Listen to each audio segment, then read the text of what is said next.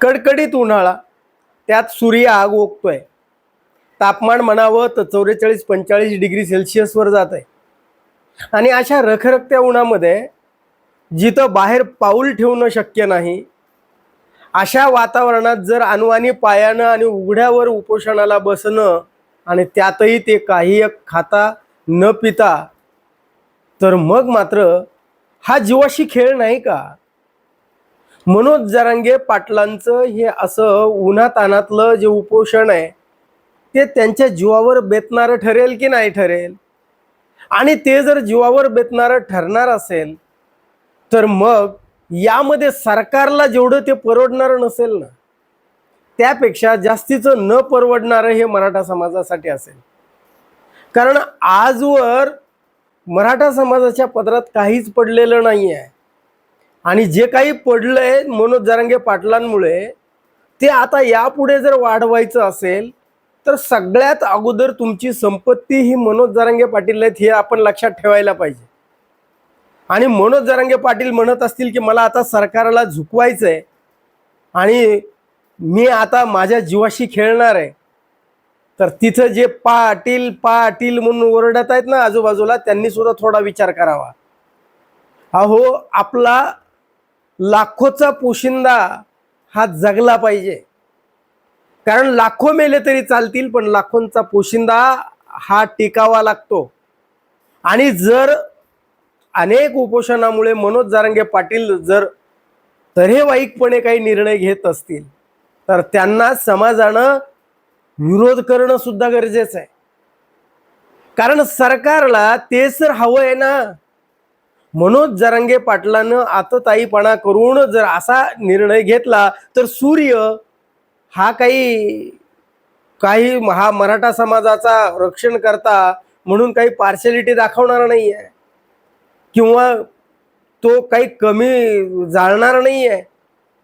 तो जेवढी उष्णता आहे तेवढी नक्कीच देईलच ना. मग हा जीवावरचा खेळ खरंच मराठा समाजासाठी आता या घडीला आवश्यक आहे का? ज्या गोष्टी भविष्यात किंवा होणारच नाहीत अशा कल्पनेतही नव्हत्या, त्या गोष्टी घडल्या आहेत ना.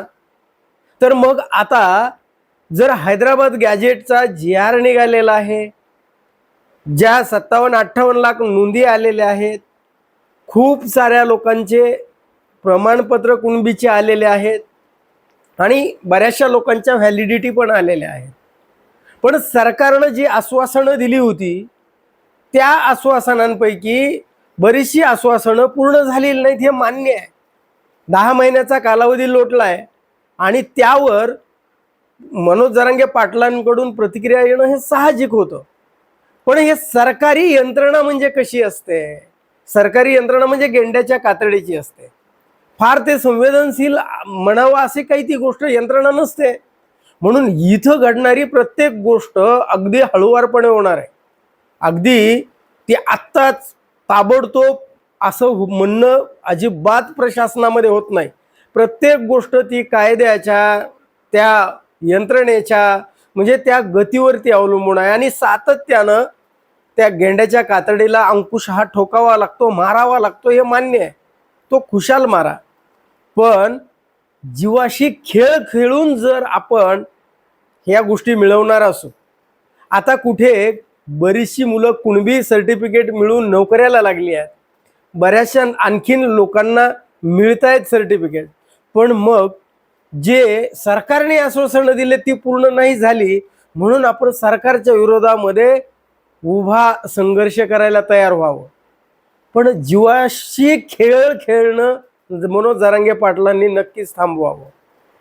कारण आता आचारसंहिता लागलेली आहे आणि आचारसंहितेमध्ये धोरणात्मक निर्णय होत नाहीत असं काही लोकांचं म्हणणं आहे, विद्वानांचं काही. तर मग तसं जर असेल आणि जर रखरखत्या उन्हामध्ये तुम्ही बसत असाल आणि सरकार काय करणार आहे? सरकार जेवढा वेळ काढता येईल तेवढा वेळ काढू जर लागलं तर सरकारला तुमच्या जीवाशी काहीच देणं घेणं नाही आहे, पण मराठा समाजाला देणं घेणं आहे. म्हणून सरकारने जो काही निर्णय घ्यायचा आहे तो सरकारने मनोज जरांगे पाटलाच्या जीवावर उठू नये. त्यांनी जे काही निर्णय घ्यायचे ताबडतोब घ्यावेत आणि हे आंदोलन थांबवण्याकरता अगदी पूर्णपणे शर्तीनं प्रयत्न करावे नव्हे तर त्यांनी हे आंदोलन थांबवावं. पण कुठे धाक दडपशाही, कारण इतिहास आहे तसा बरं का, त्या आधारित धर्तीवर जर तुम्ही आंदोलन मोडीत काढण्याचा प्रयत्न केला तर त्याचे दुष्परिणाम वेगळे असतील. म्हणजे हे पुन्हा विसरून चालणार नाही. कारण हे जर आगीमध्ये अगोदरच उन्हाळा आणि त्यात आग पेटलेली आणि त्यात जर पुन्हा आणखीन दडपशाहीचं पोलिसी प्रशासनाचं जर पेट्रोल त्यात पडलं तर मग मात्र आग थांबणं शक्य होणार नाही आहे.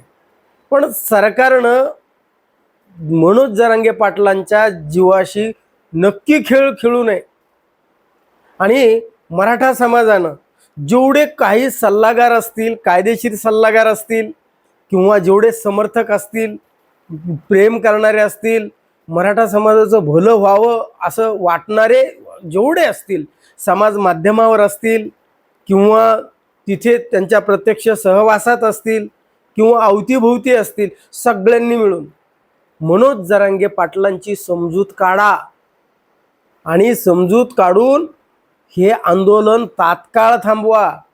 कारण हे आंदोलन म्हणजे मनोज जरांगे पाटलांच्या जीवावर बेतणारं ठरू शकतं. यामध्ये जे काही पदरात पडायचंय ते जर उशीर लागला 4 दिवस तर समाजाचं असं प्रचंड मोठं नुकसान होणार नाही. कारण जेवढं समाजाचं नुकसान व्हायचंय तेवढं झालेलं आहे.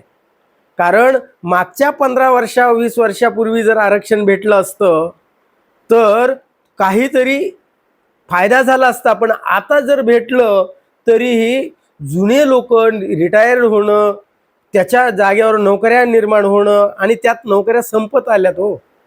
म्हणून लगेच तात्काळ समाजाचा जेवढ्या फायदा होईल प्रचंड असं नाही आहे.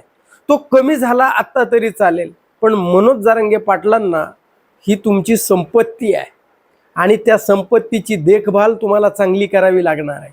आणि तीच जर तुम्ही अशी उन्हाताणामध्ये ठेवणार असाल आणि मनोज जरांगे पाटलाच्या जीवाशी खेळणार असाल तर आपण तरी मराठा सेवक म्हणून घेण्याच्या पात्रतेचे आहोत का? किंवा आपण तिथं अवतीभोवती फिरून किंवा मोठ्यानं घोषणा देऊन आपण काय साधणार आहोत नेमकं? तर एक गोष्ट यामध्ये आणखीन एक शंका घेण्यासारखा वाव आहे. ती गोष्ट म्हणजे कुणीतरी मनोज जरांगे पाटलांच्या जीवाशी खेळण्याचा प्रयत्न करतंय का?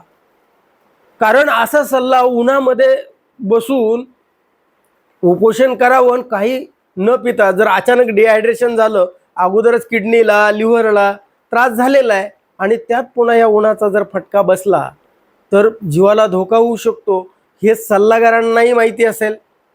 बरं, मनोज जरांगे पाटलांना माहिती असेल पण त्यांना वाटत असेल की समाजासाठी मी लेकरा बाळासाठी समाजाच्या करावं. पण समाजानं तरी आपली ही संपत्ती वाचवावी. लाख मेले तरी चालतील पण लाखोंचा पोशिंदा हा मात्र जगला पाहिजे. म्हणून सगळ्या मराठा समाजाचं कर्तव्य आहे की मनोज जरांगे पाटलांना या उन्हातून तात्काळ सावलीत घेऊन जा, तरच समाजाला सावलीत बसण्याचे दिवस येतील. अन्यथा समाज हा उन्हा उघड्यावर आणि उन्हा तानात असा तळपत राहील आणि सरकार आणि कुणीतरी ते आतले गोटातले यांना असं तर वाटत नाही ना की मनोज जरांगे पाटलांच्या जीवाचं काही बरं वाईट व्हावं का? त्यांच्या विरोधात काही कट कारस्थान आखलं जात आहे की त्यांना असा जीवाशी खेळ खेळण्यासाठी त्यांना प्रयुक्त केलं जात आहे, त्यांना प्रोत्साहित केलं जात आहे? याविषयी आपलं काय मत आहे कमेंट करून जरूर सांगा. आणि हा व्हिडिओ जर आवडला तर लाईक आणि शेअर करायला विसरू नका. धन्यवाद. जय महाराष्ट्र.